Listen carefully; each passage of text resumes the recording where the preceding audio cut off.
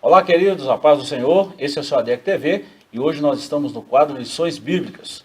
Estudaremos hoje a lição de número 11, que tem como tema o presbítero, bispo ou ancião.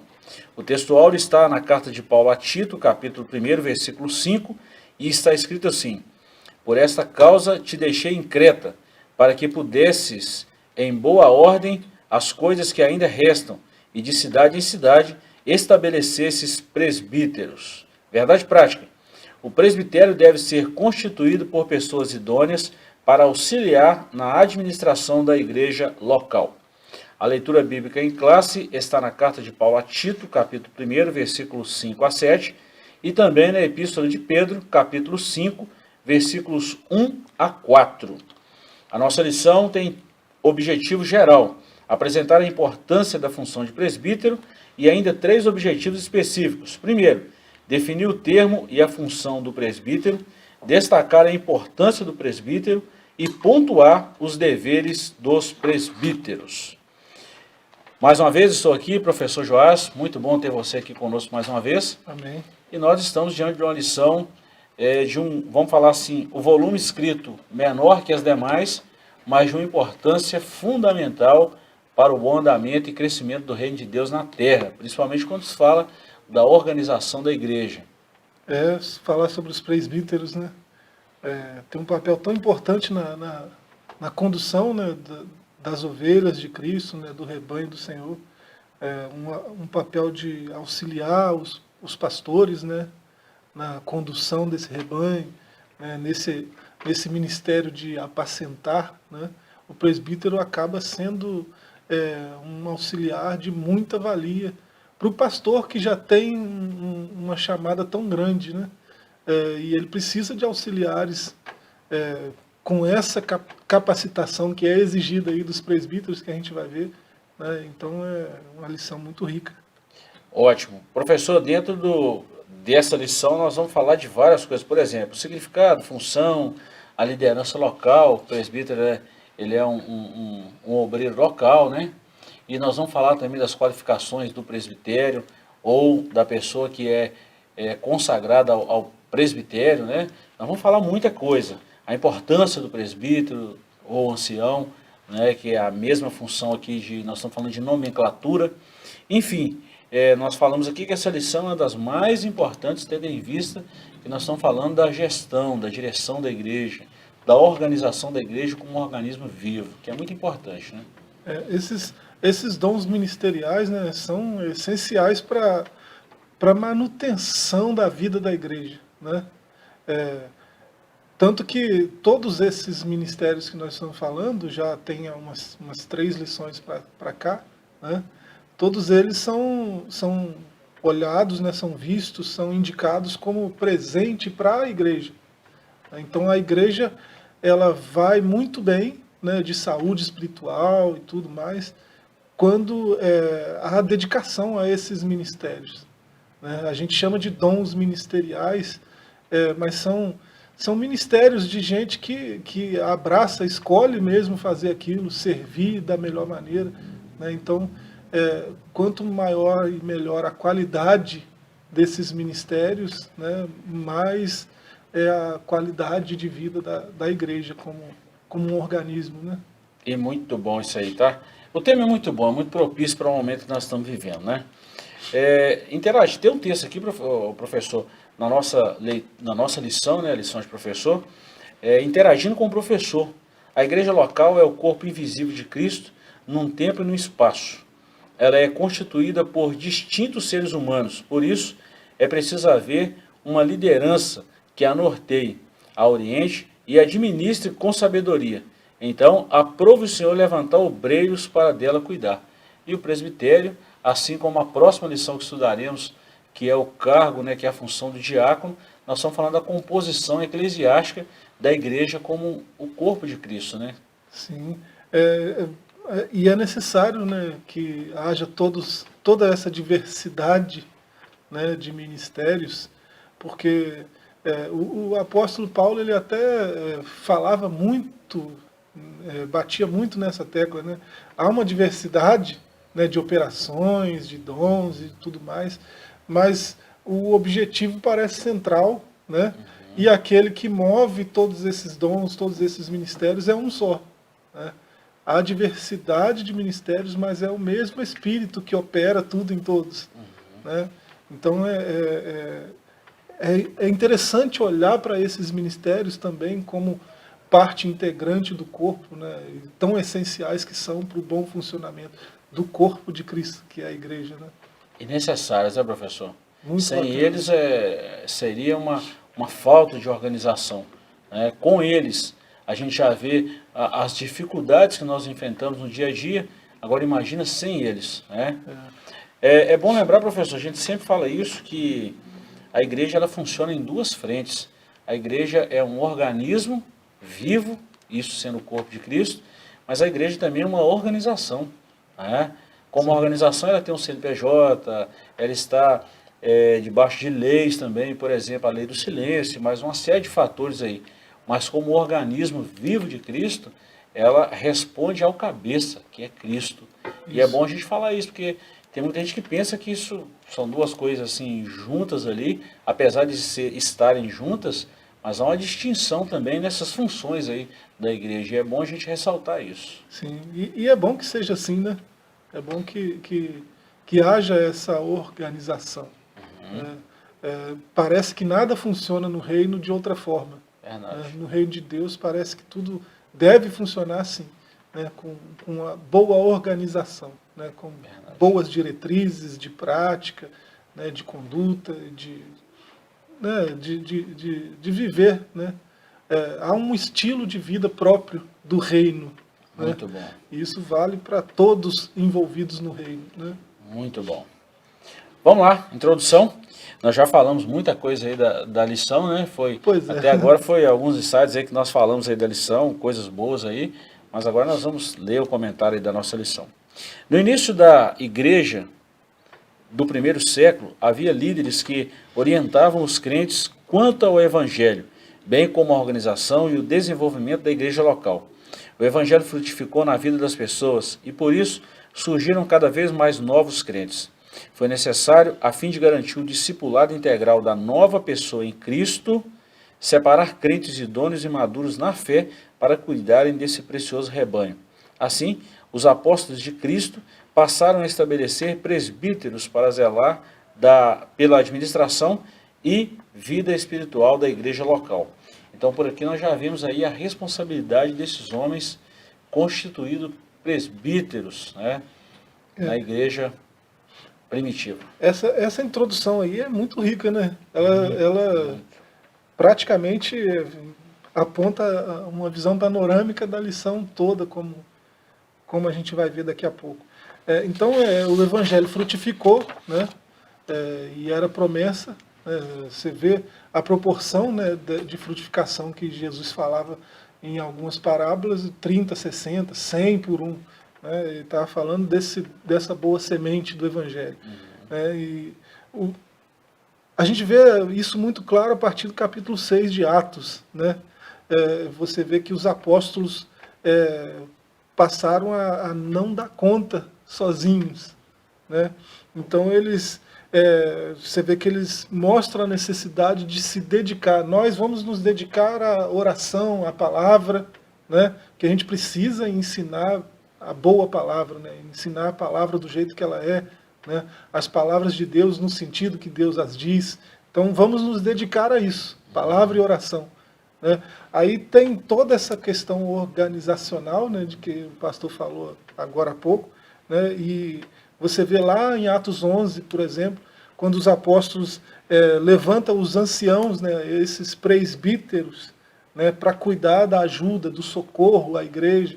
Né? Então, a igreja foi crescendo e ela foi se organizando. Né? Deus foi dando diretrizes de organização para a igreja e ela vem funcionando muito bem com isso. Né? Toda organização tem seus problemas, né? Mas é justamente por isso, para sanar esses problemas, para minimizar esses problemas, que Deus colocou essas organizações, né? Esses ministérios, né? Levantou pessoas para isso. Né? E a gente vê isso, você lê Atos 6, 7, até o 11, você vê isso acontecendo assim, gradativamente, né? De uma maneira bem clara, né? A gente vê isso de uma forma organizada e é isso que nós vamos comentar a partir de agora aí, com relação a essa organização da igreja. Capítulo 1 é a escolha dos presbíteros. Nós vamos falar em 3 subtópicos. Primeiro, o significado da função. Segundo, a liderança local. E terceiro, as qualificações. Eu acho que nós vamos demorar um pouco mais nas qualificações, até mesmo para a gente aprofundar um pouquinho mais dentro da palavra aqui, da origem e por aí vai. Significado da função. De acordo com a Bíblia de Estudo Palavra-Chave, o termo presbítero, do grego presbíteros, é uma forma comparativa da palavra grega presbis. Pessoa mais velha, como substantivo, e no emprego dos judeus e cristãos, presbítero é um título de dignidade dos indivíduos experientes e de idade madura que formavam o governo da igreja local. É um sinônimo de bispo. Né? É muito, muito legal que tem aqui a conotação de supervisor, professor e por aí vai. Professor, quando a gente fala do significado da função, o nome está muito ligado à função, né? E até mesmo ao cargo que esses presbíteros ocupavam. Primeira coisa que a gente observa aqui, que eram pessoas idôneas, pessoas maduras, que tinham experiência. E anciãos, né? Alguém com história, né? Com muita vivência, né? Para poder... Isso tem muito a ver com a própria função pastoral. Né? Nós vimos aí 2, 3 lições para trás, né, quando falou do ministério do pastor, né? O pastor ele tem como função, né, como ministério, como serviço, ensinar, aconselhar, evangelizar, pregar, conciliar, né, apacentar o rebanho, administrar, cuidar. Muita coisa, né? Pastor, né? Tem que trabalhar. Então, tem muita coisa para pastor fazer, né? Só que não está escrito em lugar nenhum das Escrituras que ele tem que fazer tudo isso sozinho, né? E a gente percebe que não é, porque Deus levantou outras pessoas para colocar do lado do pastor, para ajudar ele nisso tudo aí, né? Então, o pastor ensina, apacenta, né, administra, mas não sozinho, né? Aí o presbítero é essencial, né, para ajudar o pastor nessas tarefas todas, né? E precisa, viu, professor? Quando a gente fala assim dessas funções, dessa multiplicidade de funções do pastor, que é a lição que nós vimos aí, 2, 3 lições aí, 2 lições anteriores, né, falando do ministério de evangelista, a última foi o pastor e evangelista, que são funções bem próximas de liderança e de liderança também, no caso do pastor. É impossível o pastor querer fazer tudo sozinho. Então, por isso, tem esse corpo ministerial para apoiar o pastor, para estar junto, para ter a mesma visão, para ter a mesma vocação ali do reino. A visão precisa ser visão do reino. E é muito legal isso aí. Liderança local. O apóstolo Paulo cuidou de organizar a administração das igrejas locais, por onde as plantava, separando um grupo de obreiros para tal trabalho. Quando escreve ao seu discípulo, o jovem Tito, Paulo instrui a estabelecer presbíteros em diversos lugares, de cidade em cidade. Está claro, assim, o aspecto pastoral da função exercida pelos presbíteros nas comunidades cristãs antigas. Por isso veio o nome também, que tem a mesma junção, a mesma função aí de presbítero ou bispo, ou até mesmo ancião, né? Interessante ser pessoas assim, até pelo próprio nome, né, anciãos, né, porque é gente capaz para aconselhar, né? Às vezes os pastores precisam tanto de alguém do lado, né? Nem que seja para ouvir as demandas, né, do ministério, e às vezes falta essas pessoas, né? Por motivos vários, né, de omissão até, né, não entendimento do próprio chamado, né? Então, por motivos vários, às vezes essas pessoas faltam. Mas é certo que Deus sempre levanta presbíteros, né? A igreja pode ter um só pastor, mas ela deve ter vários presbíteros, né? Porque é na multidão de conselheiros que há sabedoria, né? Então, os presbíteros, como tem vivência, como tem experiência, né, quantidade de dias, eles têm muita coisa para contar de experiência, tem muito bom conselho para dar, né, e conselhos quanto mais melhor. Verdade. Uma das coisas que a gente destaca aqui sobre essa liderança local, que toda igreja, a gente precisa entender isso, né? Por exemplo, nós estamos no estado de Minas Gerais, mas uma igreja que está no estado da Bahia tem uma cultura diferente, tem um modus vivendi diferente. Então não quer dizer que esse obreiro local aqui de Caratinga vai chegar lá e querer fazer a mesma aplicação. A visão do reino, a mensagem do reino é a mesma. Mas quando Paulo estabelece obreiros, Deus dá obreiros à igreja local. É bom a gente entender isso muito bem. E cada local tem sua cultura, né? Exatamente. Inclusive cultura organizacional. Né? Exatamente. Então em cada lugar vai funcionar de um jeito. É por isso que a gente vê várias estruturas organizacionais diferentes, até numa mesma denominação. Exatamente. Né? Isso não é raro, né, da gente ver. Então, isso tem a ver com a multiforme graça de Deus, né? Verdade. Deus sabe trabalhar. E é bom a gente destacar isso, professor, porque é muito interessante essa organização, né, da igreja, do corpo de Cristo, e porque tem gente que pensa assim, não, eu sou presbítero aqui, eu posso sair daqui e fazer do mesmo jeito em outro lugar. Vai depender da necessidade da igreja para onde ele está indo, para onde ele está se mudando, está sendo transferido, etc, etc. Nós estamos falando aqui de uma organização da igreja local, e é bom a gente entender isso. Né?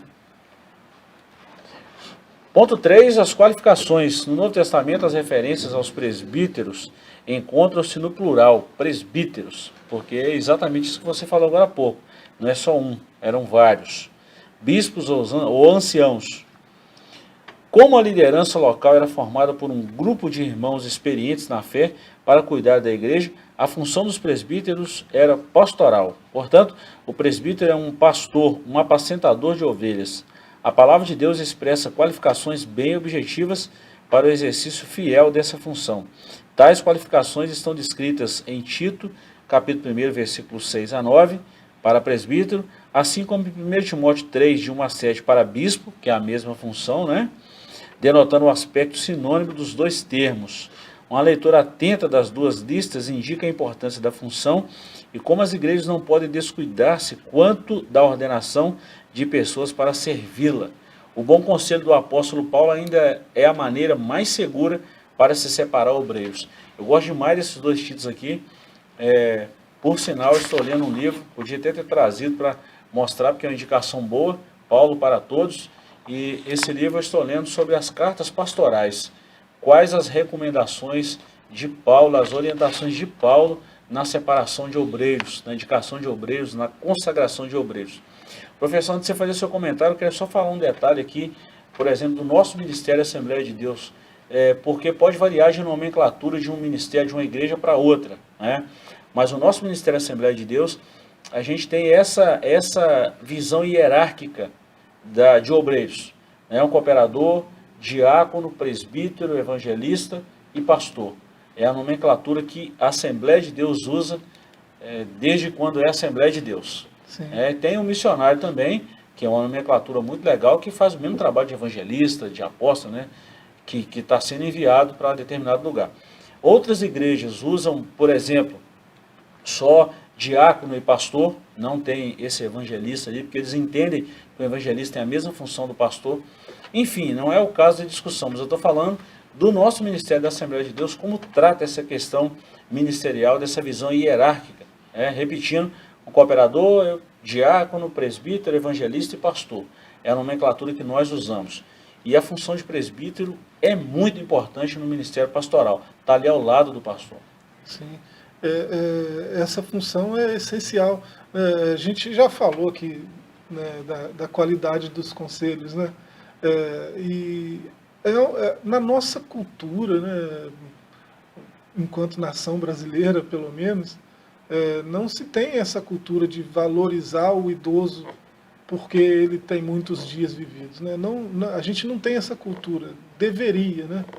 Mas não tem. Pelo contrário, a gente acaba desprezando nossos idosos, né? Encostando eles em algum canto, quando eles estão na fase mais preciosa da vida, mais valiosa, né, a fase onde a gente devia mais se aproximar deles, a gente joga eles para um canto e deixa lá, né, para alguém cuidar, alguém que não seja a gente. Isso é muito estranho na nossa cultura, né, mas essa cultura aí que Paulo está escrevendo, né, essa gente aí valoriza, né, pessoas com mais idade, com mais vivência, porque são pessoas que naquela cultura estudam desde cedo, né, com 4, 5 anos já começa a se aprofundar nas escrituras, inclusive, né? Então, a quantidade de experiência que essas pessoas têm, né, vivência na própria teologia, né, na própria sociologia em si, né, tem conselho bom demais para dar para os que estão começando a carreira, né?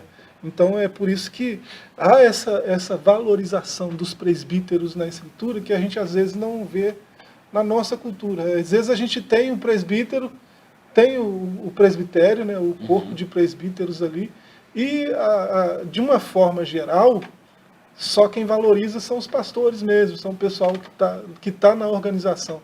O povo às vezes não entende muito bem o que esses homens estão fazendo ali, né, mas deveria. Deveria. Professor, nós vamos para um breve intervalo e depois da volta nós vamos falar sobre essas qualificações. Esse assunto é muito importante, então vamos gastar um tempinho mais aqui. Voltamos já já, não saia daí que está imperdível a nossa lição de hoje.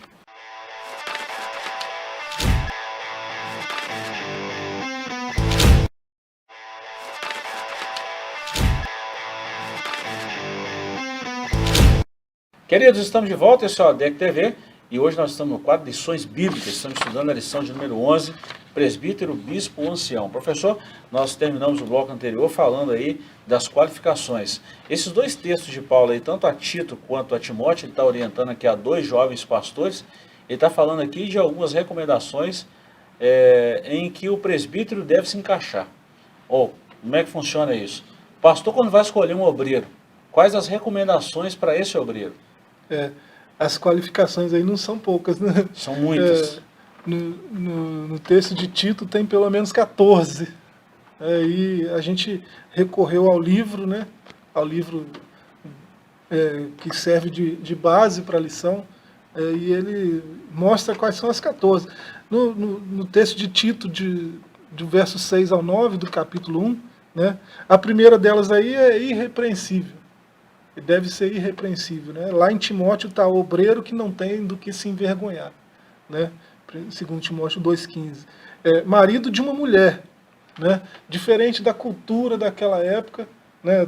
Dos coríntios, por exemplo, que casava com 3, 4, né? E alguns na igreja primitiva adotaram esse estilo de vida, jogando a culpa lá nos patriarcas ainda, né? Sim.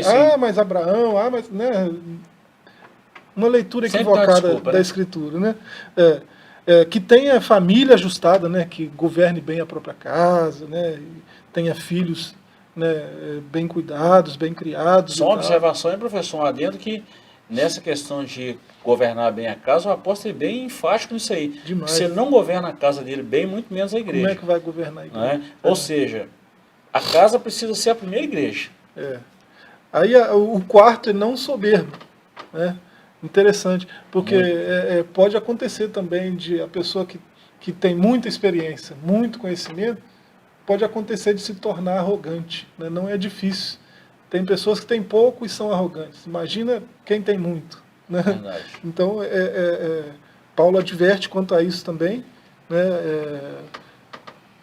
Não soberbo, não iracundo, não dado ao vinho, né? Se a gente for falar de cada um, não tem tempo, né? Não espancador, nem cobiçoso de torpe ganância, hospitaleiro. O bispo precisa ser hospitaleiro. Paulo não consegue enxergar alguém que tem um ministério que não seja acessível, que eu não consigo ir, eu não sei onde é a casa dele, ele não sabe onde é a minha casa, né? Então ele precisa ser hospitaleiro, amigo do bem, moderado, justo, santo, temperante, né? 14 características aí que eu penso que todo crente deveria ser assim, né? Todo crente deve ter o fruto do Espírito, deve ter essas características todas, né? Mas Paulo diz que nos presbíteros, nos anciãos, é imprescindível, né? Isso deve ser claro para qualquer um que bate o olho assim, né? Sabe que tem essas características todas. Daí, professor, vem a recomendação e a orientação do apóstolo, a orientação do próprio Deus, do Espírito Santo, ao instruir o apóstolo Paulo, iluminar a mente dele em escrever esses textos aos dois pastores jovens aí, né, Tito e Timóteo, nessa qualificação dos presbíteros aí, ser alguém experiente, alguém com a tenra idade. Eu não estou dizendo que não tenha, não é isso, mas vamos fazer algumas, vamos mensurar alguma coisa, alguém que, por exemplo, ainda está começando a sua vida ministerial e alguém que já está lá há 10, 15, 20 anos. Quando a gente vai mensurar essas experiências vividas, é claro que quem já viveu mais já andou um caminho maior e precisa levar isso em consideração. Então é nessa conotação que Paulo vem falando dos presbíteros, ou bispo, ou ancião. É nessa experiência de vida, né? É. E é interessante que no final, né, quando Paulo fecha isso tudo aí, né, no verso 9 do capítulo 1, né, a Tito, ele diz que ele deve reter a fiel palavra, né, que é a doutrina, né, o que ele fala deve estar de acordo com a doutrina das Escrituras, né, Exatamente. que é o sentido real, né, do que Deus falou, e ele deve ser, com isso, né, quando ele é fiel a essa doutrina, ao que está a palavra, né, fiel à palavra, ele é poderoso para admoestar na sã doutrina e para convencer os contradizentes. Então, a Escritura é a primeira base, né, para escolher um presbítero, para levantar um presbítero. Alguém pode estar pensando assim, mas isso aí está falando só de pessoas idosas? Não, tem muita gente nova aí que tem uma experiência boa, que já Sim. viveu a experiência. Timóteo era um desses. Timóteo era um jovem pastor. Tito também era talvez um pouco mais velho que Timóteo, mas tinha uma experiência de vida. É sobre essa experiência que Paulo vem falando na separação, na consagração de novos obreiros. Precisa ter essa observação, que hoje está tão vulgar, né? Está tão vulgar, quando, por exemplo, Paulo recomenda a Timóteo a não ter esse tratamento com os neófitos. O que é isso? Com aqueles recém-chegados à igreja. Porque eles não têm estrutura, não têm uma profundidade, não têm um conhecimento ainda. Porque senão o conhecimento vai ficar, a palavra de Deus, o conhecimento fica em prejuízo, há uma ruptura nisso aí. E quem vai sofrer com isso é a própria igreja. Então tem que ter muito cuidado na separação, na consagração desses obreiros, que isso é muito perigoso. Tem coisas que não são pessoais, né? São doutrina. Exato, Né? E exato. é preciso haver zelo pela doutrina. Né? Exatamente. Muito bem colocado esse professor. Não pode levar para o lado pessoal, mas sim para uma questão doutrinária. Isso faz bem e Deus agrada disso. Bom, fechamos aí o capítulo 1. Eu quis voltar aqui só para a gente falar um pouquinho disso aí, que é muito importante e muito pertinente essas qualificações. Tá? A importância do presbitério. Ponto 1, o significado do termo. Ponto 2, a atuação do presbitério. E o ponto 3, a valorização do presbitério. Significado: não desprezes o dom que há em ti, o qual te foi dado por profecia com a imposição das mãos do presbitério. Foi dessa forma que o apóstolo Paulo lembrou Timóteo, aconselhando acerca do reconhecimento do ministério do jovem pastor pelo conselho dos obreiros. O Novo Testamento classifica esse corpo de obreiros de presbitério, do grego presbyterion, ou presbyterion, substantivo de presbitério, um conselho formado por anciãos da igreja cristã. Você já falou um texto aí que na multidão de conselhos há sabedoria, então essa função do presbitério é exatamente aconselhamento. Por isso que não é dom, é ministério. Né? A gente chama dom ministerial, mas essas pessoas precisam ser selecionadas, precisam ser reconhecidas pela igreja. Né? Não é assim, eu estou convencido de que eu tenho esse dom ministerial e você tem que me engolir. Não né? é assim, né? Você tem que me consagrar, você tem que derramar o óleo sobre minha cabeça e pronto. Não é isso. Né? Há diversidade de ministérios. Né? Então, Paulo escreveu isso lá aos Coríntios, né? 1 Coríntios 12, 5. Então, não é dom, é ministério. Né? Então, deve haver um cuidado, um empenho, né? Deve haver toda uma triagem, se é que a gente pode usar esse tipo de linguagem. Né? para a igreja levantar esses presbíteros, né? Porque aconselhar não é tarefa simples, Difícil. né? Aconselhar pastores, né, não é tarefa, né, banal. Então precisa ser gente selecionada mesmo. E um detalhe, professor, alguém pode pensar assim, pastor, não precisa de conselho, não. Precisa. Precisa. Quantas vezes eu já vi, eu mesmo já tomei conselho com alguém, já vi o pastor Eliseu, nosso pastor presidente, compartilhando alguma informação. O que você acha disso? Isso aqui é bom? Isso aqui é legal? Tem os Pastor conselheiros. não precisa, né? Não precisa de visita, não precisa de oração. Pastor né? É o super pastor. Ah, Pensam que é já assim, pensou não se é? fosse isso Não, mesmo? não é. Mas é muito interessante quando a gente fala desse conselho. Tem igreja, por exemplo, né? Tem determinados ministérios que tem esse presbitério. Nenhuma decisão é tomada sem o aval desse presbitério. Sim. Em alguns casos, vamos falar assim, que pode ir até o extremo. Não é o nosso caso, né? E a gente não está aqui malhando denominação nenhuma. Nós estamos falando que dessa atuação desse presbitério que é muito importante na igreja local e, além de importante, necessária. A gente vê essa atuação aí, né? Eles sendo chamados para criar legislação, né? Para legislar, né? Para debater assuntos concernentes à interpretação correta da Escritura, né? Eles sendo enviados para orientar, né, cristãos, orientar os crentes, os irmãos. Então, conselheiro é uma definição boa de presbítero, né? Muito bom. E nós já entramos no ponto 2 aí, né? Nós falamos primeiro aí da função e já de cara nós já falamos aí também o significado do termo e nós estamos falando dessa atuação.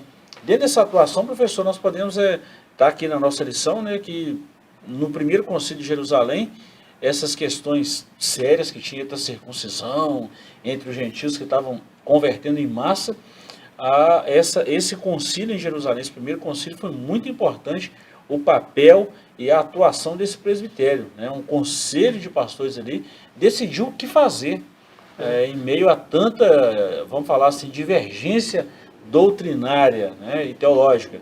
Então isso foi muito importante isso aí. Você vê que a diretriz veio dos apóstolos e anciãos, e presbíteros. Né? A importância, né? A igreja foi fundada sobre o fundamento dos apóstolos, né? A igreja de Cristo está sobre a rocha que é Cristo, mas sobre essa rocha tem o fundamento dos apóstolos, né? Comunhão, oração. Então, e os presbíteros estão ali lado a lado com os apóstolos legislando. Então você vê isso Atos 16:4, né?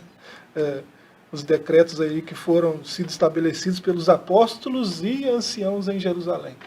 Então não é um ministério qualquer. E não era uma coisa tão simples de resolver.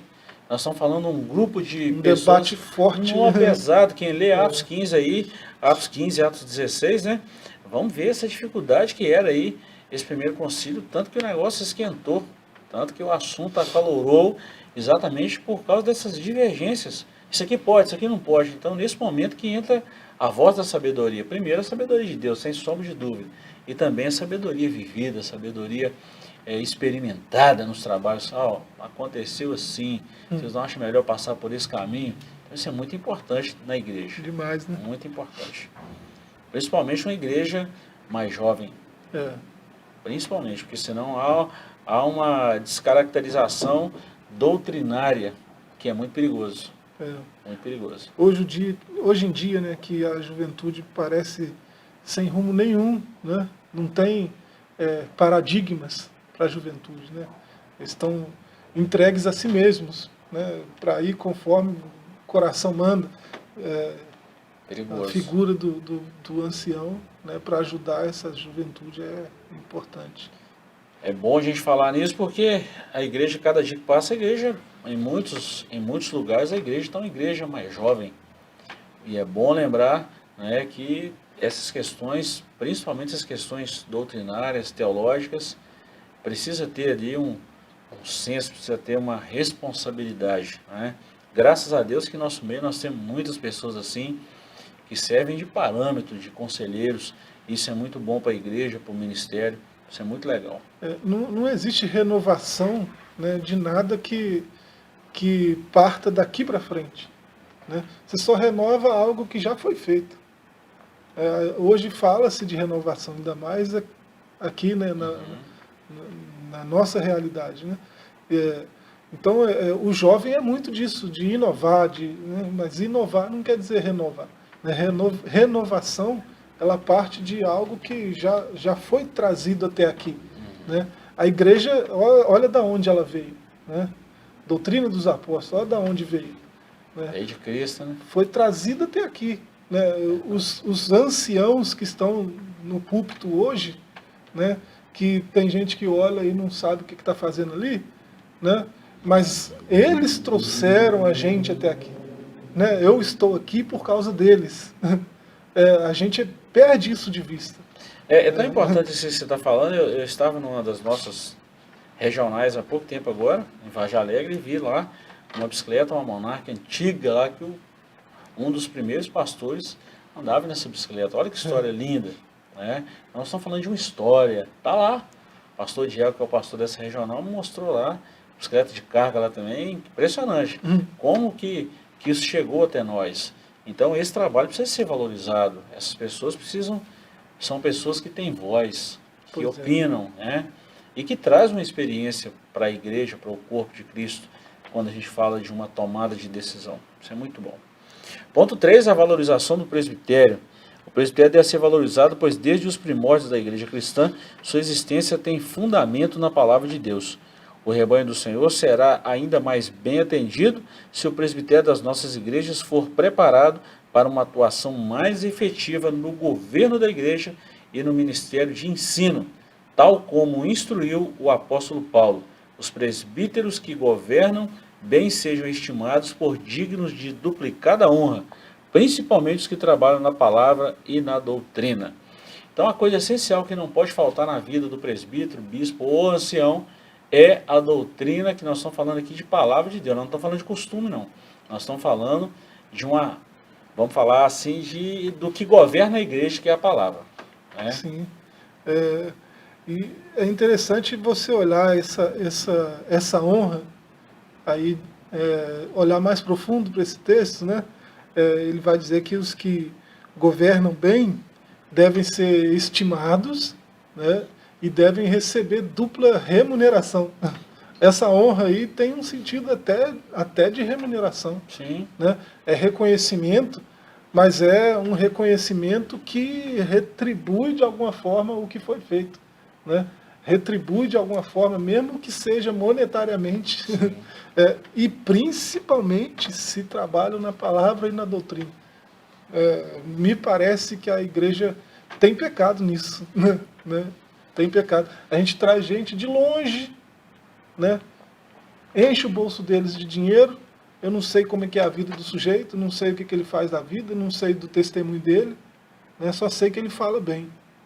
Aí os nossos presbíteros, que estão aqui, né? Às vezes não tem essa honra, às vezes não tem essa valorização. Né? Deve haver uma valorização do presbítero, né? Mas é uma valorização mesmo, em todos os sentidos. Algo real. Por incrível que pareça, hoje eu estava numa conversa com o pastor Eliseu, nosso pastor presidente, ele falou exatamente isso. Desses gastos exorbitantes que se via no ministério. A pandemia, em alguns casos, corrigiu isso aí, tá? Em muitos lugares corrigiu isso aí, porque eram pessoas que não tinham compromisso com a verdade e que estavam ocupando os púlpitos por aí afora e trazendo prejuízo para a igreja, né? Não podiam ter essa nomenclatura de pastor de jeito nenhum, mas não estavam estamos aí. revoltados com itinerante nenhum. A gente, não. Se quiser, a gente cita o nome de uma dúzia aqui que são de itinerantes que a gente crente, que a gente conhece a vida. Exatamente. Né? Não vem ao caso aqui. Sim, sim. Não é disso que a gente está falando. E até mesmo na questão desses itinerantes, também o obreiro é digno do seu salário. Claro. Não é? Agora, esses valores exorbitantes que causam prejuízo para a igreja, causam dois prejuízos. Primeiro, um prejuízo monetário, financeiro, né? E causa também um prejuízo doutrinário, porque depois o pastor tem que corrigir as lambanças que anda falando. Quanto tempo leva o pastor para corrigir certas coisas? Né? E você já notou que o ensino, quando é errado, ele fixa mais na memória do sujeito? Complicado. Então, depois só Só Deus, não é fácil não. Professor, nosso tempo está quase findando, mas vamos só dar uma pincelada aí nesse capítulo 3, os deveres do presbitério. São 3, na verdade, apacentar a igreja, liderar a igreja local e ungir os enfermos. Também tem a ver muito com a hospitalidade. Isso é um dever dos presbíteros também, né? O próprio Tiago falou, está alguém entre vós enfermo? Chame os presbíteros e que eles orem, não é? Usando aí essa figura da unção de forma literal. São trabalhos essenciais ao presbitério. Apacentar a igreja, nós estamos falando aqui de um auxílio ao pastor. Liderar a igreja local. Eu tenho tido aí uma discussão pesada com alguns obreiros aí, exatamente por isso. Você falei esses dias agora que a igreja, Deus não deu o obreiro para ficar rodando por aí fora. O obreiro é para a igreja local. O obreiro é dado para a igreja. Deus dá para a igreja, né? Então não é assim, o sujeito foi consagrado a evangelista ou a pastor, agora tem que ficar esses ministérios ambulantes aí. Isso não bate com a Bíblia, não.